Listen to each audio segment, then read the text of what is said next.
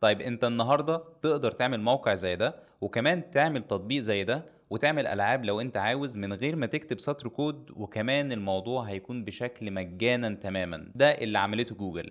جوجل من يومين بالظبط نزلت انتي جرافيتي. انتي جرافيتي ده عباره عن اي دي اي. الاي دي اي ده هو منافس لكيرسر. يعني ايه الاول اي دي اي، ويعني ايه موضوع كيرسر؟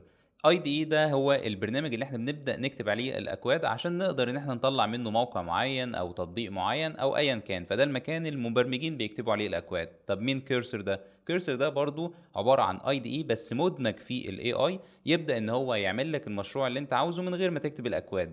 لكن انتي جرافيتي بقى اللي هو الاي دي اي الجديد جاي يلغي كيرسر تماما. الموضوع مبهر فيه الصراحه لما جيت جربته. وكمان الحاجه اللي مخليه اقوى ان هو بيستخدم جيميناي برو 3. جيميناي برو 3 ده لسه نازل برضو من يومين، وجيميناي برو اقوى اي اي موديل نازل حاليا. ففي حاجات كتيره جدا النهارده ان شاء الله هنبدا ان احنا نعمل له سيت اب، وان احنا ازاي نحمله، وكمان ان احنا ازاي نتعلمه. والموضوع بسيط جدا وسهل، هو حرفيا زي في اس كود. يعني زي اي دي اي انت بتستخدمه عادي، مش شكله غريب يعني بالنسبه للاي دي اي اللي احنا متعودين عليها. لا، هو حرفيا عامل زي في اس كود او اي دي اي انت بتستخدمه. وهنبدا ان احنا نتعلمه ازاي نعمل له سيت اب ونظبط الدنيا كده سوا، وكمان نجربه ان هو يعمل لنا مثلا مشروع موقع او تطبيق او ايا كان. فتعالى دلوقتي نشوف ايه موضوع انتي جرافيتي ده. طيب اول حاجه هندخل عليها هو جوجل ونكتب انتي جرافيتي اي دي اي. هتلاقيه ظهر لك بالشكل ده، وتدوس عليها فهيبدا ان هو يظهر لك بالشكل ده. تمام، دي الصراحه حاجه حلوه، هبقى يعني استوحيتها كده وعايز اعملها عندي في المنصه اللي هي الحاجات الزرقاء دي كده. طيب المهم هتلاقي بيقول لك اول حاجه داونلود فور ويندوز. فلو انت طبعا ماك هيجيب لك على طول الماك او اس، فهتبدا ان انت تداونلود من الماك. بس انت في الويندوز هتختار اكس 64. فلما اجي ادوس عليها هيبدا ان هو يقول لي احمله لك فين، فممكن نحمله في اي حته. هو في حدود 150 ميجا. طيب هيبدا ان هو يظهر لك بالشكل ده. كل اللي عليك ان انت هتدوس عليه مرتين عشان تبدا ان انت تعمل له انستليشن او تسطيب. طبعا هتعلم على كلمه اي اكسبت، وبعد كده تدوس على كلمه نيكست وتقول له ماشي سيبه لي عندي في السي، وبعد كده نيكست. وبعد كده دوس هنا برضو على كلمه كرييت ا ديسكتوب ايكون عشان ان هو يعملها لك او يسيب لك ايكون موجود عندك على الديسكتوب. وبعد كده ندوس على كلمه نيكست وبعد كده انستول، وهيبدا ان هو بقى يعمل انستليشن او تسطيب للاي دي اي ده. بعد كده بقى يا كبير هيقول لك لانش اللي هو يبدا ان هو يشغله، فتدوس على كلمه هنا فينيش زي الفل. بعد ما دوست لانش هيبدا ان هو يظهر لك بالشكل ده. فانت تدوس على كلمه نيكست، وبعد كده هنا بيقول لك ان انت عايز تستارت فريش اللي هو تبدا من البدايه، ولا عايز تجيب الاكستنشنز والحاجات كل الحاجات اللي موجوده عندك في في اس كود تعمل لها امبورت هنا، او ان انت تحطها عندك هنا على الاي دي اي. فانا هاجي اقول له لا بكل بساطه ان انا عايز ستارت فريش. يعني انت لو محمل اي حاجه على في اس كود، اذا كانت اكستنشن، اذا كانت مثلا وليكن الثيم بتاع في اس كود نفسه، او حتى اي دي اي، هنا ممكن يقول لك هنا امبورت فروم كيرسور. فانا هقول له بالنسبه لي حاليا يعني لا ستارت فريش. طيب هنا بيجيب لك اكتر من ثيم، فانا طبعا دارك مود يعني، فانا هقول له هختار علامه الدارك وبعد كده اقول له نيكست.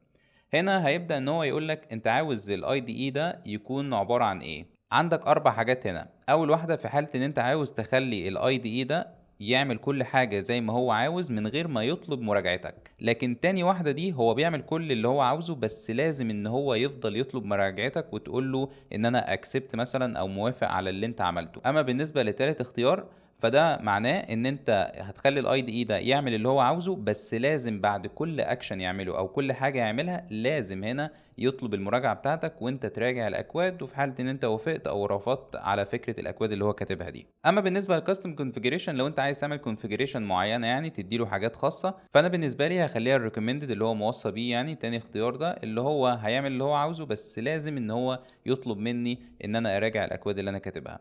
لكن اول اختيار ده اللي هو زي بالظبط الاوتو بايلوت، اللي هو انت حرفيا سايب له المشروع يعمل فيه اللي هو عاوزه من غير ما انت تدوس على اكسبت. وهنشوف كلمة اكسبت دي كمان شوية. طيب انا هسيب كل حاجه زي ما هي كده نيكست. وبعد كده هيطلب منك ان انت تساين ويز جوجل، فهدوس على كلمه ساين ويز جوجل او تسجل الدخول. فانا هبدا ان انا اسجل الدخول. بعد ما سجلت الدخول برضو هدوس على كلمه نيكست، فهيبدا ان هو يظهر لك بالشكل ده. هو حرفيا في اس كود. انا عندي هنا جزئين، جزء اللي موجود عندي فيه الاكواد اللي هو الجزء اللي على الشمال ده، والجزء ده اللي هو الاي اي ايجنت او اللي هو هيساعدني في الاكواد. لو انت جيت قفلتها كده مثلا غصب عنك، فتقدر تدوس على العلامه اللي فوق دي، هيبدا ان هو يفتحها لك تاني. تقفلها ازاي؟ تعلم عليها كده بالماوس وتروح رميها كده على الاخر. تمام. طيب هنا طبعا اول حاجه بيقول لك افتح لي فولدر جديد او افتح لي مشروع جديد، فانا ممكن اقول له هنا اوبن فولدر وهختار الفولدر ده واجي ادوس على كلمه سيلكت فولدر، فهيبدا ان هو يقول لك عايز ان انت واثق يعني في الحاجات اللي احنا هنعملها ولا لا، فاقول له اه، زي بالظبط فيس كود او اي اي دي انت بتستخدمه اصلا. تقدر طبعا تدوس على كنترول بلس عشان تبدا ان انت تزوم او تعمل زوم ان كده على الحاجات اللي انت عاوز تشوفها اللي هي الصفحه اللي عندك دي. فانت عندك هنا 3 خانات. احنا زمان طبعا ما كانش عندنا غير الخانتين دولت، خانه البروجكت اللي هو الملفات، والخانه اللي في النص دي اللي احنا بنبدا نكتب عليها الاكواد. فانا هفتح الاي اي ده تاني من خلال ان انت ممكن تدوس كنترول الت بي، او ان انت تدوس على العلامه اللي فوق دي هيبدا ان هو يفتحها لك. طيب هنا بيقول لك بقى انا حاليا شايف النيو بروجكت اللي عندي لان انا مسمي الفولدر ده نيو بروجكت. طيب زي الفل. عندي ايه بقى؟ هنا بيقول لك انا عندي جيميناي 3 برو هاي، ده يعتبر من افضل الاي اي موديل حاليا لان هو لسه نازل من يومين، وفعلا هو فيه حاجات جباره، هنبقى ان شاء الله نعمل عليه فيديو فكره جيميناي 3 برو. هنا ده مجانا تماما، بس هو هنا لو انت سألته كتير هيديك ليميت في حدود 5 ساعات، يعني انت كل 5 ساعات الموضوع ده هيقف، اللي هو ايه لو انت استخدمته اكتر من اللازم يعني هيقف 5 ساعات وبعد كده يرجع تاني مجانا. وعندك طبعا له، بس في حالة مثلا وليكن ان هو واقف لمدة 5 ساعات تقدر ان انت تختار كلود، وعندك برضو جي بي تي، بس انا بالنسبة لي دلوقتي هختار جيميناي 3 برو هاي ده. طيب عندك هنا برضو على الجزء اللي الشمال في كلمة فاست. هنا بيقول لك انت عايز المحادثه تبقى نوعها ايه، بلاننج اللي هو يخطط كل حاجه ويعمل ديب ريسيرش وبحث عميق والكلام ده كله، اما بالنسبه للفاست اللي هو السريع اللي هو هيبدا يعمل شويه حاجات بسيطه يعني. فانا هخليه بلاننج زي ما انا عاوز. هنا بقى انت بتشات معاه عادي جدا، بتقول له انا مثلا عايز اعمل موقع ويب. طيب فاحنا دلوقتي نقدر نكلمه في الشات، فانا هديله برومبت زي ده ان هو يعمل لي فاينانس ويب سايت، اللي هو الويب سايت بالفاينانس، فكره ان انا مثلا عايز اتتبع الفلوس اللي انا صرفتها، صرفت كام وعملت ايه والحاجات دي كلها. فهيبدا اول حاجه طبعا هو اخد البرومبت عادي زي ما هو، هيبدا ان هو بقى يعمل لك امبلمنتيشن بلان، يجيب لك يعمل لك خطه كده، عشان انا طبعا اخترت فكره البلاننج ان هو بيخطط البروجكت ده هيكون الاستراكشر او الهيكل بتاعه عامل ازاي. فهيبدا بص يكتب لك كل ده حرفيا كانك شغال في شركه وشغال مع مبرمج سينيور يعني. ولو تلاحظ كده هتلاقي فيه كلمه فوق تاسك، لو دخلت عليها هيقول لك دي كل التاسكات اللي عليا. بيقول لي انا اول حاجه هعمل انيشاليز للبروجكت، ان انا هعرف البروجكت بتاعي، ويقول لي كرييت فايت وهيعمله كمان برياكت، وهيبدا بقى ان هو يعمل لي الكور والداشبورد واد ترانزاكشن بيج وحاجات كتيره جدا. بدا ان هو يعمل دي حرفيا التاسك بتاعته، فهو بيكتب تاسكات لنفسه وبيقول لك انا بعمل ايه بالظبط.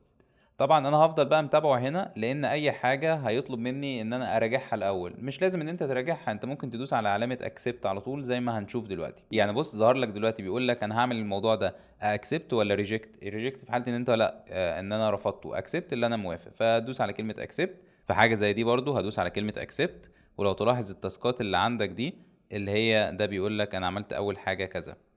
فهنفضل قاعدين شويه حلوين كده، اللي انا بشوف في الاكواد ببدا ان انا ادوس عليها اكسبت، بس انا عايز اوريك برضو النتيجه النهائيه في الاخر. لو تلاحظ بقى لما انا ادخل على الاكسبلورر ده اللي هو فيه البروجكت، لو تلاحظ كان نو بروجكت في الاول ما كانش فيه اي حاجه، دلوقتي بقى حاطط فيه اللي هي الفايلات والفولدرات الخاصه بيا. طبعا لو ضغطت على اي واحده هيبدا ان هو يدخلني.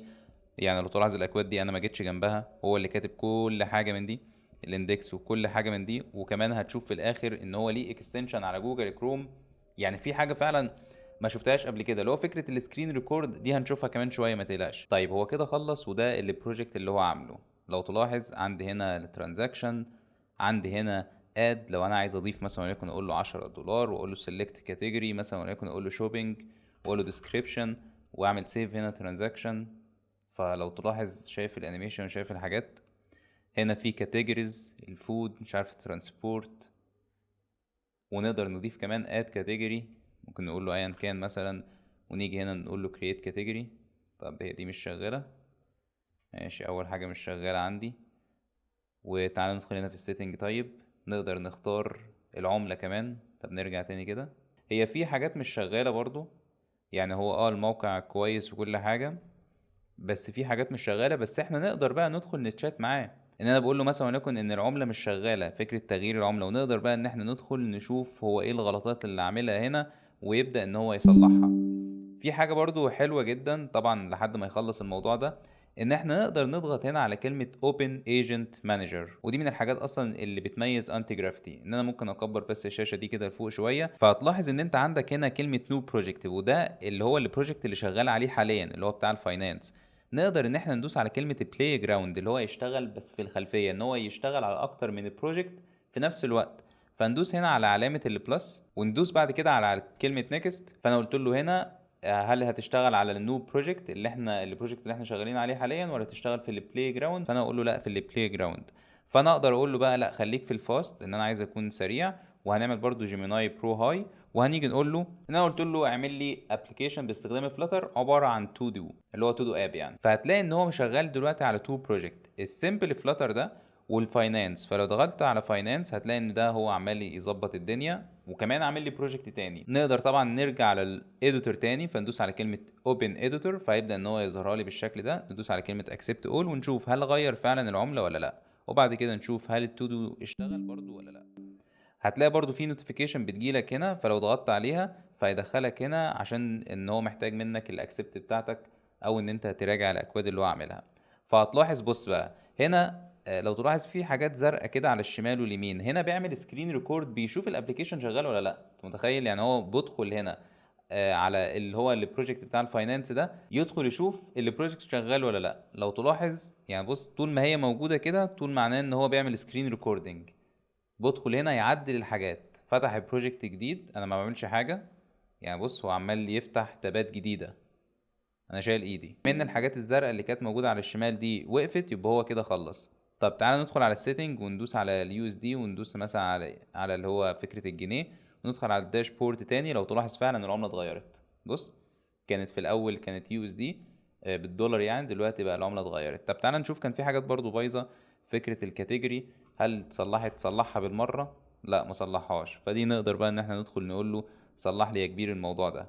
نقفل البراوزر اللي عندي وندخل على اللي هو فلاتر اب، ندوس على اكسبت، فهتلاقي ان هو بيعمل ده وبيعمل ده. فهو الصراحه يعني كويس جدا. يعني هو على فكره هو خلص، يعني هو خلص التو دي اب. دلوقتي هندوس على كلمه اوبن اديتور، ندخل هنا. هتلاحظ ان ده الاكواد بتاعت فلاتر اب.